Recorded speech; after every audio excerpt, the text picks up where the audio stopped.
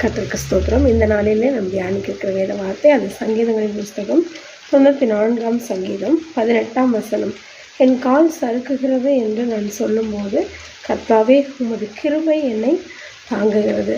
நிறைய நேரங்களில் நம்ம வாழ்க்கையில் சறுக்கல்கள், இடரல்கள், தடுமாற்றங்கள் வரும் பொழுது நம்ம என்ன பண்ணோம் அப்படின்னா, என்னுடைய கால் சறுக்குகிறது என்று நம்ம ஆண்டவரை நோக்கி சொல்ல வேண்டும்.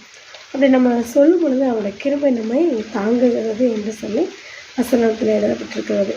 நிறைய சறுக்கல்கள், பிரச்சனைகள், பாடுகள், உபத்திரவங்கள் வரும் பொழுது என்ன செய்வதே என்று தெரியாமல் நம்ம விழித்து கொண்டிருக்கும் பொழுது நாம் ஒன்றை மாத்திரம் செய்ய வேண்டும். அவரை நோக்கி கூப்பிட வேண்டும், அவரிடம் சொல்ல வேண்டும்.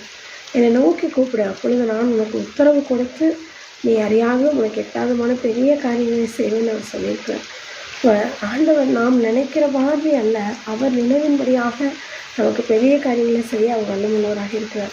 நாம் செய்ய வேண்டியதெல்லாம் அவரை நோக்கி கூப்பிட வேண்டும். எந்த பிரச்சனையாக இருந்தாலும் சரி, எந்த பாடுகளாக இருந்தாலும் சரி, எவ்வளோ பெரிய உபத்திரவமாக இருந்தாலும் சரி, நம்ம ஆண்டவர் நோக்கி கூப்பிடும்போது ஆண்டவர் நமக்கு செவி கொடுத்து நம்முடைய எல்லா சறுக்கல்களுக்கும் இடர்களுக்கும் விலக்கி ரட்சிப்பார். ஆமென். கர்த்தருக்கு ஸ்தோத்திரம். God bless you.